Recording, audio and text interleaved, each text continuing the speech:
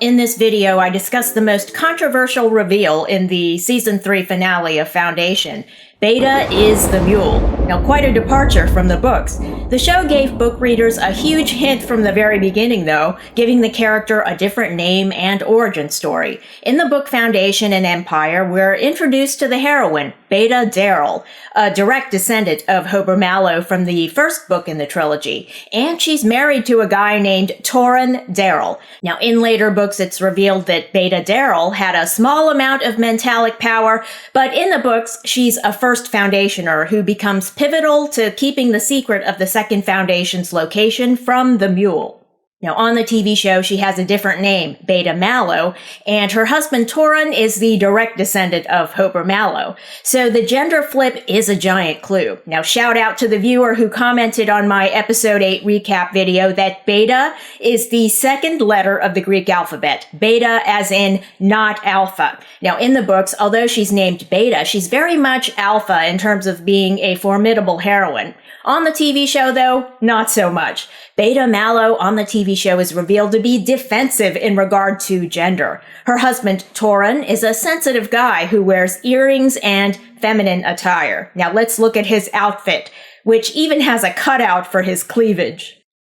The TV show introduces Toran and Bayta as newlyweds, which they are in the books as well. But on the TV show, we're told that marriage is uncommon by this time in galactic history. Now, maybe that's because the Cleonic emperors don't marry. Bayta and Toran are social media influencers on the TV show. They're trying to bring marriage back into style. Bayta even says to one of the employees at the resort on Kalgan, "You're going to want to get married any day now." Given that Bayta turns out to be the Mule, her statement seems ominous now. Now, my fan theory is that the TV show's Mule is planning to regulate family life in her empire, and it's going to be very different from how the Cleons have done it. And it seems that Bayta married Toran because of his heritage and great name in Foundation history. Now, throughout our human history, conquerors who wage war have secured the peace with a treaty and a marriage in which a daughter of the conquered king is given in marriage to the conquering king or to a member of his royal family. Now, the wedding is supposed to demonstrate the good faith of both sides, especially the losing side.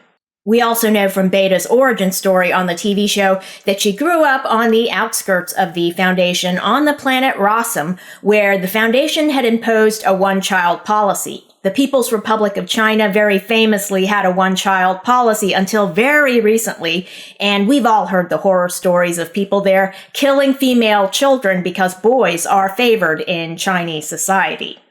On the TV show, the Foundation's assessors tell Bayta's parents they have to get rid of one of their children, and the parents choose to kill one of them. Now, maybe they could have gone off-world instead, or maybe joined the pirate who was harassing their planet. We don't really know what their options were. I mentioned in my recap of the Season 3 finale that Bayta's parents could be adoptive parents. Now, that's not to excuse their conduct.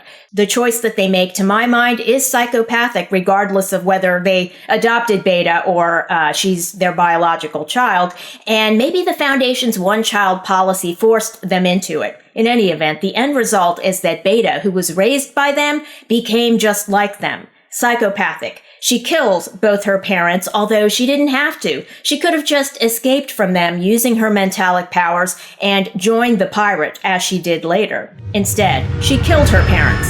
Psychopath. So the idea of a brutal patriarchy informs our understanding of Bayta's psychology. We don't know for a fact that patriarchy is the reason why her parents chose to save the baby boy instead of Bayta. Now, in terms of understanding her mindset, Bayta believes the baby boy was chosen because he's a boy. We see this in the fact that she hides behind a male persona. The Warlord of Kalgan, this guy who conforms to the image of a male ruler. Now, in the books, the Mule is male, and he calls himself the Mule because he has physical abnormalities and is sterile. Mules are a crossbreed of horse and donkey, and they don't produce offspring. Now, in the books, the Mule is Magnifico. There, I gave it away.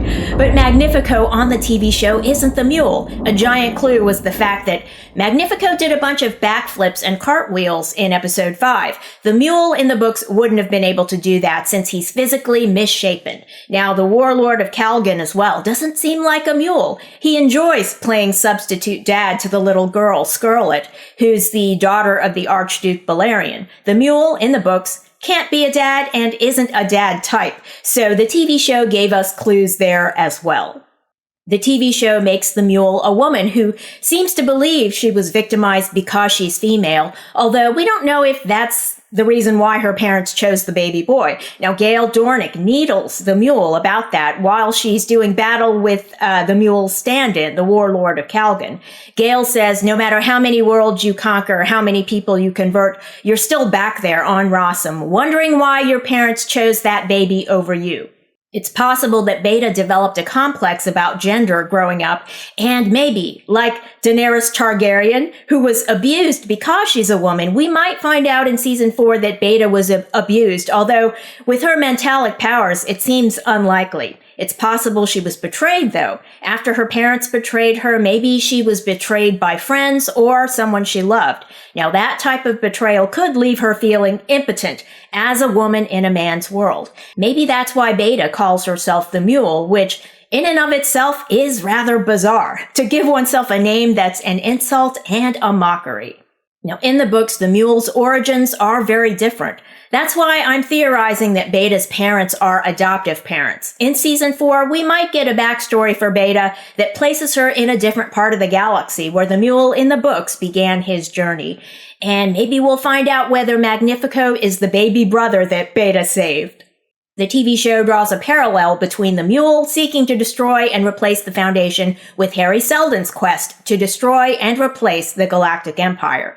In episode 8, we were told that the Mule and Harry both suffered as children because of the economic demands made on their parents by the Empire and the Foundation, respectively.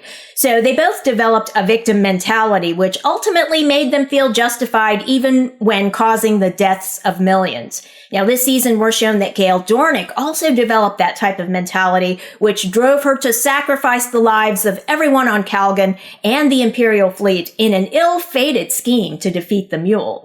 Now, in the season finale, Magnifico was playing Gale's song during her battle with Bayta.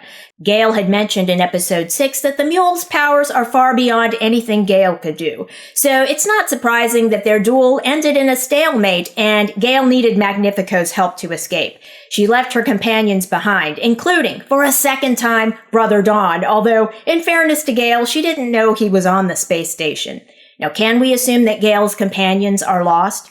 She left behind Pritcher, Ebling, Magnifico, and 2 Second Foundationers, although one of them might have been killed earlier by the Warlord of Kalgan.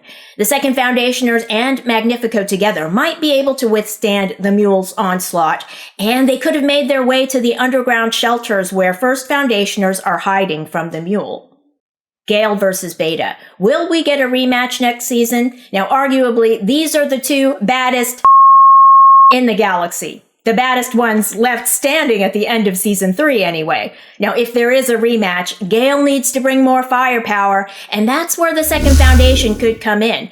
But on the TV show, it seems they might give Gaal an ancestry as a spacer, so potentially Gaal could bring the firepower, but from a different source. Although, as we find out in the books, bringing that type of firepower to help humanity is a dubious proposition. Thanks for watching, and if you enjoyed this video, leave a like, and don't forget to subscribe.